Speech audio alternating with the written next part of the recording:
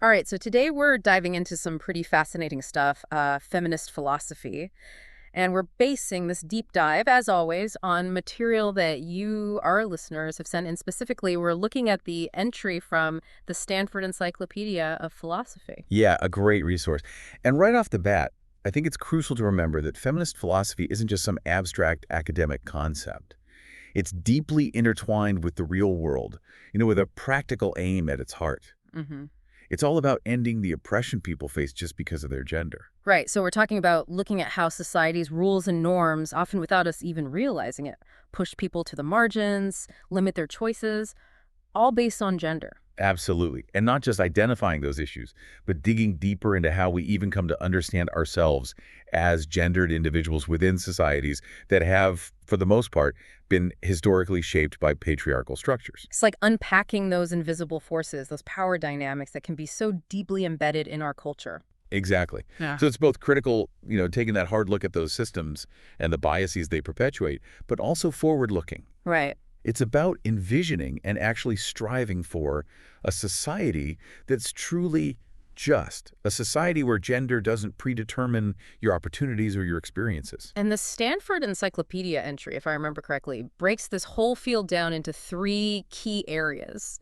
The approaches that feminist philosophers use in their work, how they've kind of stepped into the arena of traditional philosophy to challenge those existing ideas, and then the specific topics that feminist philosophy has really brought to light, stuff that maybe hasn't always gotten the attention it deserves. Absolutely. It's a comprehensive field, no doubt. Yeah. And just a quick thought here. I think it's interesting to remember that while the term feminism itself really gained momentum in the late 19th century, particularly with the women's suffrage movement. Right, the fight for the vote. Exactly. But that fundamental desire for fairness and equal treatment for women, well, that goes way back. Right. Way back. I mean, even Plato in the Republic entertained the idea of women as rulers. Now, that was radical for his time. It really was. It just goes to show that even in very different historical contexts, people were grappling with these questions about women's roles and their potential, even if those weren't the dominant views, of course. So for our deep dive today, the goal is to extract those key insights from feminist philosophy to really get a handle on the methods it employs, how it challenges traditional philosophical thinking, and to put a spotlight on those crucial topics that have often been sidelined in mainstream philosophical discussions. Okay, so first things first. Let's tackle the word feminism itself. I mean, it's a term we hear all the time. But as the encyclopedia points out, there isn't some neat, universally agreed upon definition. Right, that's a really important starting point. The meaning of feminism is multifaceted and often contested. It can be understood as a specific political movement with roots in Western history, while others view it more broadly as this fundamental belief that injustice exists for women, regardless of the historical context. And then there's that whole waves of feminism concept, first wave, second wave, third wave. Can you give us a quick rundown of what those generally represent? Yeah, the wave model is mainly used when discussing feminism in the U.S., and it's meant to provide a historical framework. Yeah. So the first wave, roughly from the mid-19th to the early 20th century, focused on achieving basic political rights, most importantly the right to vote. Then the second wave, which emerged in the late 1960s and early 70s, broadened the scope to encompass greater equality in various spheres of life, education, work, within families.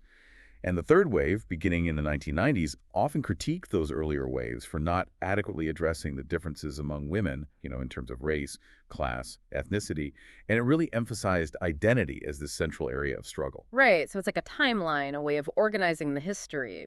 But it's not without its limitations, right?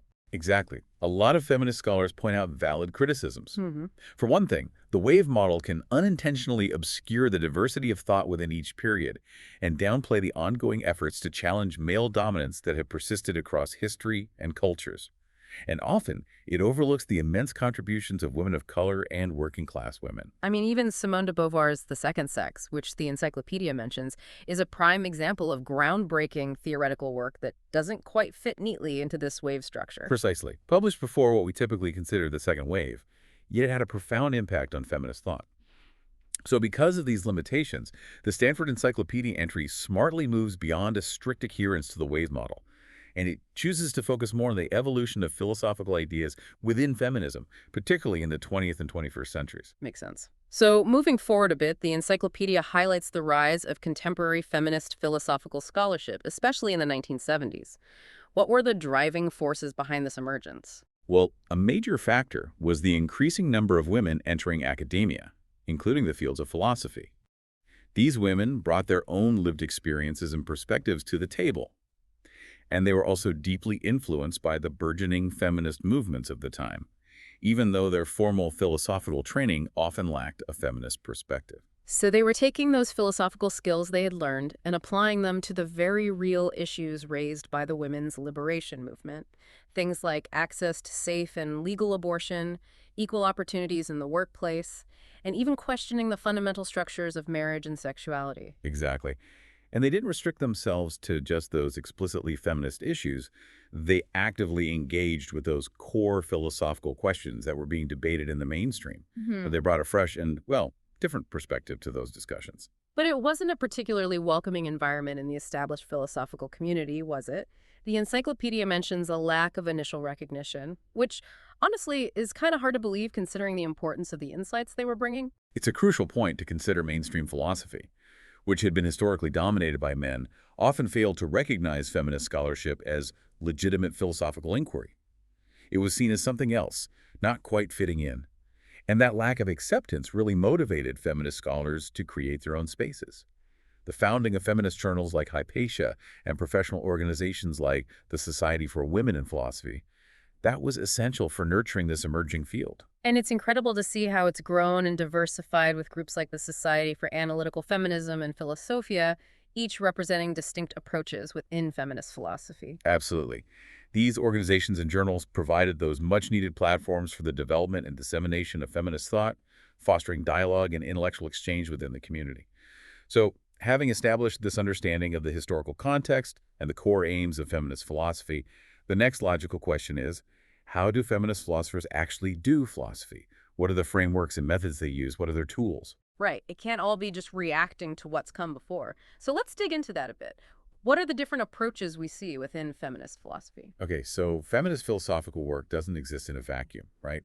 It draws from and builds upon established philosophical traditions like analytic philosophy, continental philosophy, pragmatism, and even newer areas like Latin American thought. Think of these different traditions as different toolkits, each with its own set of methods and focuses. Analytic philosophy, for instance, really values clarity, logical rigor, and argumentation.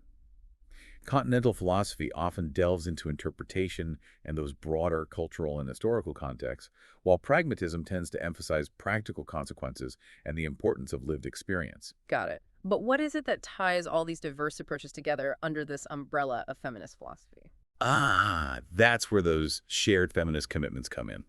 They're the glue that holds it all together.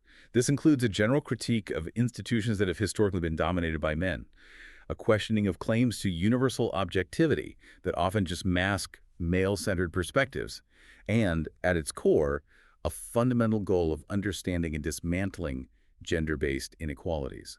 Okay, so even though there might be differences in their methods or the philosophical traditions they come from, there's this common thread, a shared critical stance. Absolutely. And the encyclopedia points out another commonality, an emphasis on considering diverse perspectives, understanding the historical and social context, and valuing lived experience, things that might not be as central in some of those more abstract forms of mainstream philosophy. So it's not just about pure reason detached from the realities of people's lives. Exactly. Feminist philosophers pay a lot more attention to the idea that our knowledge, our ways of understanding the world, are shaped by our social positions and experiences. They really highlight that we are embodied beings, not just abstract minds floating around. Embodied. Yeah, that's a good way to put it. And there's a very action-oriented aspect to it as well, right? It's not just about analyzing things as they are, but also thinking about what ought to be, about working towards social change. 100%. Feminist philosophy isn't just about understanding the world. It's about actively working to make it a more just and equitable place by challenging and changing those practices and institutions that perpetuate oppression. Now, the encyclopedia also talks about how these different approaches can actually influence each other, which sounds like a really positive development. It really is. You might have someone who primarily identifies with one tradition, but they'll often find value in incorporating insights and methods from other approaches. Someone working in analytic feminism might engage with the ideas of continental thinkers like Foucault or Butler, and vice versa. Those shared feminist goals often encourage this kind of intellectual cross-pollination. And I imagine the styles of writing and what they focus on can differ quite a bit too, with analytic philosophy valuing those clearly structured arguments. Continental philosophy may be leaning more toward interpretation, and pragmatist feminism emphasizing those lived experiences. Yeah, exactly. You'll see different emphasis in how they build their arguments, the types of questions they consider most important, and even the overall aims of their philosophical inquiry. And this extends to their views on truth itself. Analytic philosophers often strive for those clear-cut definitions and concepts, while continental and pragmatist thinkers tend to be more skeptical of universal, unchanging truths. They see things as more fluid, more context-dependent. That example of psychoanalytic theory and how it's been used differently within Anglo-American and continental feminism really illustrates how different philosophical traditions can approach the same ideas in completely different ways. It really does. Yeah. It highlights how those underlying assumptions and methodological preferences can shape the interpretation and application of a theory.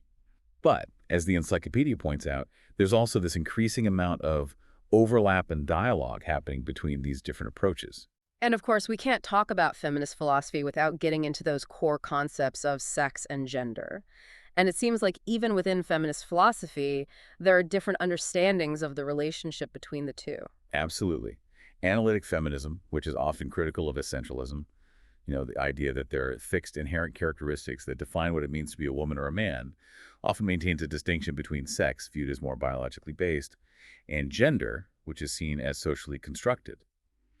Continental feminists, on the other hand, might question whether even the biological category of sex is entirely free from social influences, or they might emphasize the importance of understanding and valuing sexual difference itself. So even with these different approaches and even disagreements at times, the encyclopedia emphasizes that what unites feminist philosophers is ultimately far more significant. That's a key takeaway, isn't it? It really is. That shared commitment to understanding and challenging gender-based oppression, that focus on lived experience and social context, and that unwavering desire for social change, those create a powerful unifying force, leading to a much larger, ongoing conversation about how culture and society shape our bodies, our experiences, and our understanding of the world. Okay, so moving on from those different ways of doing feminist philosophy, the discussion shifts to how feminist philosophers have actively engaged with and intervened in those traditional fields of philosophy. This sounds like a really important and transformative aspect of the field. It definitely is. You see, feminist philosophers haven't just created their own separate little corner of philosophy. They've gone right back into those established fields like ethics, political philosophy, epistemology, and challenged those long-held assumptions and perspectives. They've questioned the very notion of a neutral, universal viewpoint that was often presented as the standard in those areas, although there have been exceptions like pragmatism and post-structuralism, which have been more open to considering diverse viewpoints. So they're essentially saying, hold on a minute, the supposedly objective view, it's actually coming from a very particular standpoint, and more often than not, it's a male one that hasn't fully taken into account other experiences and perspectives. Precisely. There's a strong critique of that historical tendency to present what's considered masculine as the universal norm and anything deemed feminine as somehow different, other, or less than feminist interventions really expose how these frameworks that were often presented as neutral are in fact deeply shaped by gender and power dynamics. And the encyclopedia gives some really clear examples of this. Like in environmental philosophy, feminist perspectives have highlighted how environmental problems often disproportionately affect marginalized groups, particularly women, and how liberal feminism has really pointed out those hidden biases within supposedly universal liberal ideals. And then there's that whole idea of epistemologies of ignorance in feminist epistemology, which is so fascinating. It's about how social power can actually create and maintain certain kinds of ignorance. For example, a society that devalues women's experiences might systematically ignore or dismiss their accounts of things like harassment or assault, which leads to this widespread ignorance of just how prevalent those issues really are. That's a powerful concept. And across different areas of philosophy, you see this consistent move in feminist thought, away from abstract universality as the ultimate goal. There's a much greater emphasis on the value and importance of particularity, of those specific lived experiences and perspectives of different groups of people. And the list of traditional philosophical areas where these feminist interventions have taken place is extensive aesthetics, bioethics, ethics, even the history of philosophy itself. It really shows the reach and impact of these ideas. It does. Feminist thought has really permeated almost every corner of philosophical inquiry, prompting us to re-examine those fundamental concepts and assumptions that we might have taken for granted. Okay, so lastly, we get to those topics in feminism, those areas that mainstream philosophy had often overlooked or just not given enough thought to. This seems crucial for developing a more complete, more human understanding of our experiences. Absolutely. Feminist philosophy has been instrumental in bringing those aspects of life that were often relegated to the private sphere or considered, well, not philosophically important enough, into the spotlight. And these topics often emerge directly from the experiences and perspectives of women's lives. So we're talking about things like caregiving, the realities of dependency, the experiences of people with disabilities, the often invisible labor that women do, and even how women's testimonies are often undervalued or dismissed. These are all incredibly fundamental aspects of human existence. Exactly. By bringing these topics into the realm of philosophical inquiry, feminist thinkers have revealed those significant gaps and weaknesses in existing theories about ethics, politics, and knowledge. They've challenged that traditional focus on public matters, those big impersonal issues, by highlighting the philosophical significance of the private and personal, things like family, relationships, sexuality, and our own bodies. It's like they're saying that to truly understand the world and the human experience, we need to consider the whole picture, not just those parts that have historically been deemed important by those in power. Exactly. And this focus on those previously overlooked topics isn't just about adding more items to philosophy's to-do list. It's about raising those fundamental philosophical questions, digging deeper. For instance, thinking about caregiving leads to important questions about our understanding of the self and our relationships with others.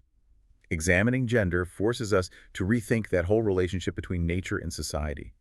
And investigating bias in science challenges those very definitions of what we consider knowledge. And the list of specific topics covered under Topics in Feminism in the encyclopedia is pretty extensive. Autonomy, the body, objectification, sex and gender, reproduction. It really highlights the breadth and depth of this field. It does.